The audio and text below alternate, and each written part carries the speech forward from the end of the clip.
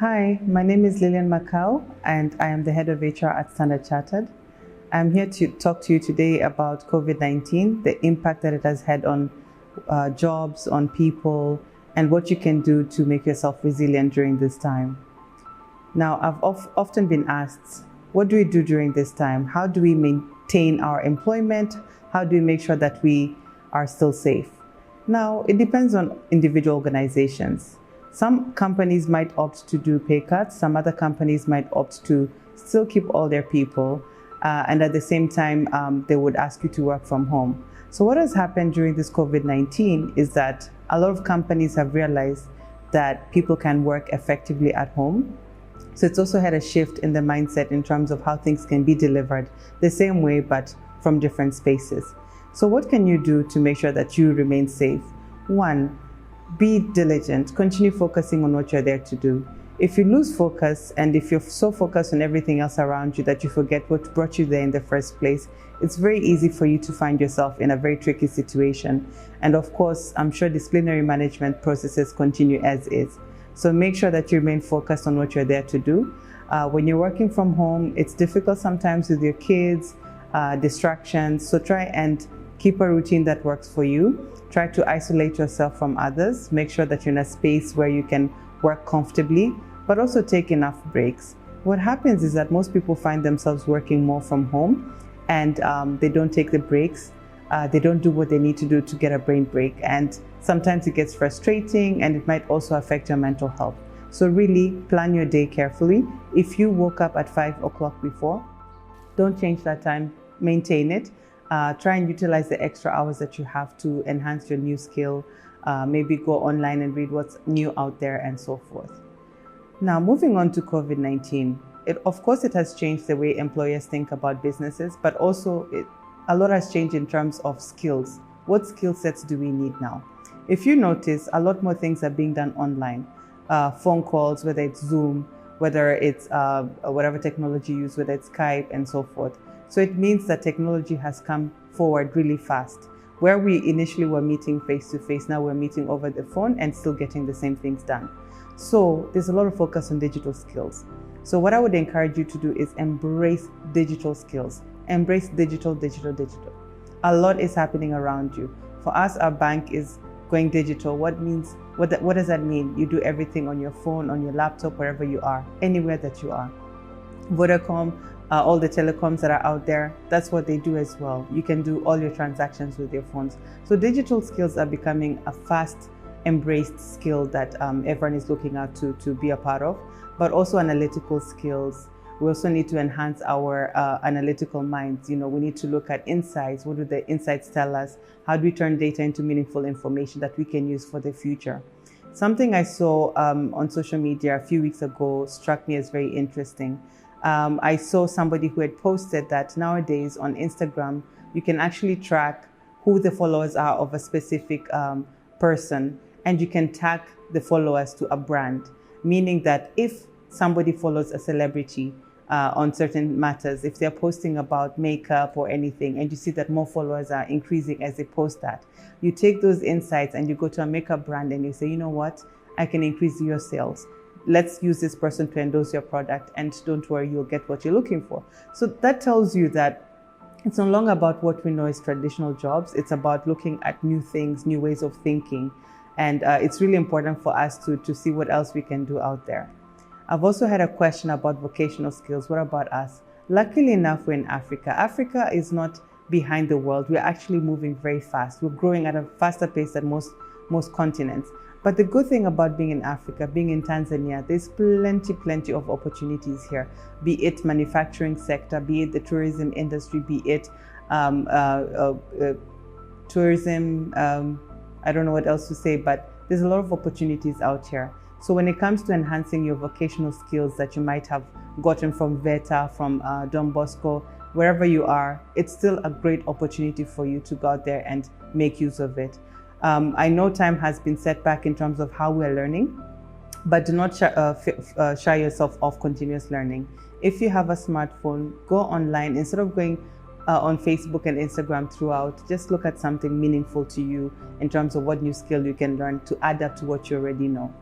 The future of work. What does it mean? We've all been in our homes, we've all been working from home, or if you're working from offices or from wherever you are, it means that you've been taking extra care in terms of how you manage yourself.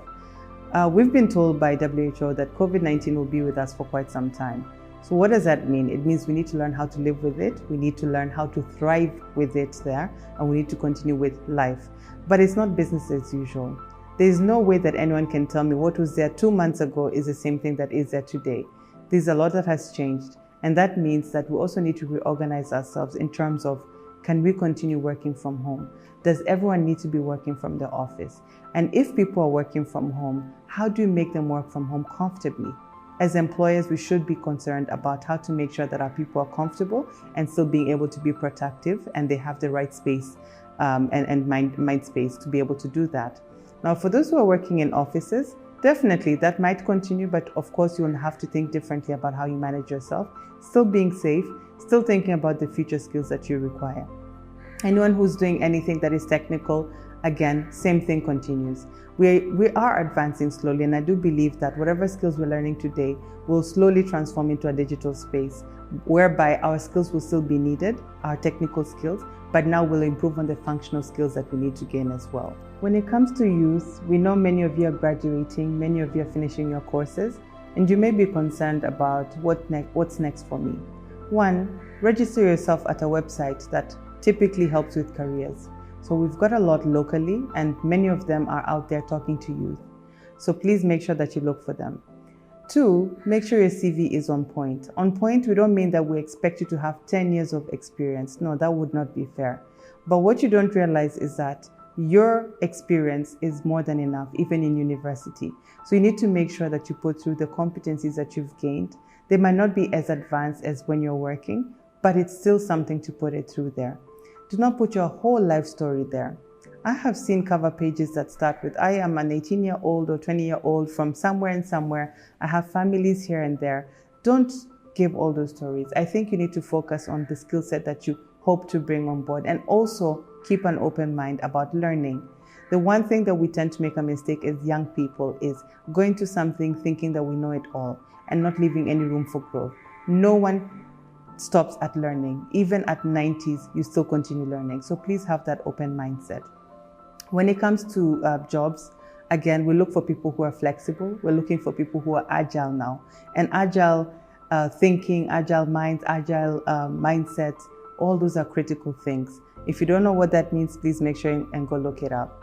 We're also looking for people who can be very fluid. You know, the world is changing so fast. So much has changed within the last few weeks, and we've had to adapt to it. So you need to make sure that you're fluid to that as well. We also need to have people who are tough-skinned. A lot happens, a lot doesn't go right. And when that happens, you need to be able to take it in and see how you can improve yourself or do something better. But also, we like people who challenge status quo, people who know that you can do things differently. The good thing about youth is that we have so many people with so many brilliant ideas, but often they're too shy to talk about them. So please try and maintain some confidence, learn to be confident, and be careful not to be arrogant. There's a very thin line between being confident and being arrogant. And sometimes we don't see the difference. So it's good to also ask, how am I doing? What do you think about this? Am I okay in the way I'm communicating? Should I improve on anything? It's important to ask others. Stop, pause, reflect, and then go back to doing something. Now, I truly believe that this change is going to be a great one for many of us. And even if there are no jobs out there, I think it's also a great opportunity for us to explore entrepreneurship. What new things are needed right now? Everybody's focusing about digital. So how can you bring the digital mindset into what your technical skills are? So try and look into that as well and explore further. Talk to people about it. Get some funding and go with it. The time is now. Please continue to be evolving, continue to be agile, continue to be fluid. Continuous learning is very important, and continuous change. Embrace change wherever you are. If you're thinking about university, I would say go for it. It's a great platform for you to see the world in a different space. What happens before that is that we're learning so much about geography as it was, history as it was, whatever subject it is that you are.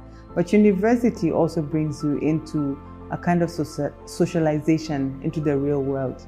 Here you get to be responsible for yourself, you get to be responsible for your learning. And the best part about it is there's so many organizations in universities that actually get to grow you. One of them being ISEC. And why I speak about ISEC is because it's one of the best platforms for anyone who wants to grow and be best fit for employment or even entrepreneurship should go through. So go there, challenge yourself, do a lot more. You'll be placed in charge of group work. Sometimes you have to be a leader. There's a lot of skills that you gain from such activities. And university is the best platform before getting into the real world to really understand who you are, what you want to do, and where you want to go. A lot of people ask me about youth and work. Young people tend to look for, especially millennials, I don't consider myself so much of a millennial, but millennials look at growing fast. They look at growing fast, learning and doing a lot more at a very fast pace. It's well and good to come in with some speed, but also you need to pace yourself, because sometimes you can come in with so much speed that, again, you don't allow room for you to grow. You don't allow room for you to be challenged. You don't allow room for you to actually experience the whole growth experience. So please, once you join a company, try and take your time, learn people around you, understand people around you, learn how to work with different personalities, different characters. Not everyone might be happy with you because you're so young and you might seem to be at a different pace, but that's a place for you to learn to be humble, step back, and learn how to deal with other people and still get people to do things without making it seem as if you're telling them or talking at them. So that's one of the best skills. You need to invest in interpersonal skills. What can you do to enhance your skills? So locally, for recent graduates, postgraduates, or anyone else who's looking for a job, there are some great companies that can help you find jobs. There's a company called Niajiri. Empower is quite rigorous in their recruitment for graduates. So once more, just sign up to them and see how you can enter their programs that will also teach you not only soft skills, but also skills that will be essential for you when you join the workforce. Another thing that I often recommend is joining LinkedIn. LinkedIn is a professional platform. It's a social media platform, but much more professional. It's different from Instagram, Facebook, and Twitter and the rest. This is where you get to meet professionals. There's a new tool that allows people to ask for mentors. And when you ask for a mentor, you can be connected to someone in your local area who can advise you or guide you on certain skill set that you're looking for, or even where to apply for jobs, or sometimes get advice for something that will help you in your endeavors. So please do that. Online, there's so many platforms. Some of them are free. They are free products, especially now during COVID-19. We've got plenty of programs offering free educational tips, free courses for you to be able to enhance your skills. So try and look for them. One of them is edX. I've seen that. I quite like the tool. It's also an app on your phone. You can download it and you can make sure that you gain plenty more learnings from that. LinkedIn also has learning solutions, and there's other ones that are quite free today. If you go to Harvard Business Review webpage, they also have free courses. Can you imagine doing a course that is from Harvard? They are there. Just make sure that you look for those opportunities. My last parting words to you will be, remain curious, look for things that resonate with you, be passionate, and also just know that just because you come with an engineering background or if you come from a different course, it doesn't mean that you cannot do anything new. What we employers love is people who are so flexible that despite your background, you're willing to do something new, because that also shows that you're fluid, you're flexible, and you're able to learn new things. So just go for it, give it a shot, and make sure that you make the best of it. If you haven't worked for some time as well, don't worry about that. Not all employers focus on the gap that you've had for 2 years. They would most likely ask you what you're looking forward to doing. So be sure of what exactly it is that you want to do. I wish you all the best. You will be okay. We'll be in this together. If you need advice, I'm also on LinkedIn. Look for me. I'm happy to be a mentor on LinkedIn as well. And all the best. Have a good one. Take care and be safe.